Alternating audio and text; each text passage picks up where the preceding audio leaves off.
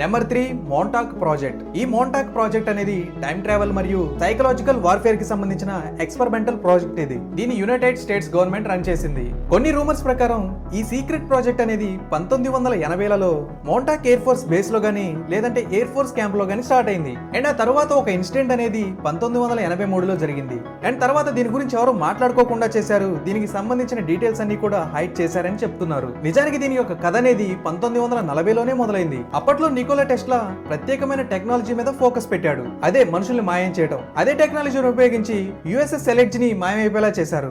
అదే మాయమైపోయిన షిప్ లో నుంచి దాని బ్రదర్స్ తప్పించుకున్నారు. వాళ్ళ పేర్లు ఎడ్వర్డ్ మరియు జంకన్ క్యామరూన్. వీళ్ళిద్దరూ కూడా దాంట్లో నుంచి దూకేశారు అన్నమాట. అయితే వాళ్ళు అక్కడ దూకితే 1983లో జరిగిన మోంటాక్ ప్రాజెక్ట్ దగ్గరకు వచ్చి పడ్డారన్నమాట. అంటే వాళ్ళ టైం ట్రావెలింగ్ భాగంలో ఎందులోకి వెళ్ళిపోయి అంటే వేరే మీడియాలోకి వెళ్ళిపోయి ఆ తర్వాత మళ్ళీ 1983లో ఈ మోంటాక్ ప్రాజెక్ట్ టైంలో ఇక్కడికి వచ్చి పడ్డారని కొన్ని రూమర్స్ కూడా వినిపిస్తూ ఉంటాయి.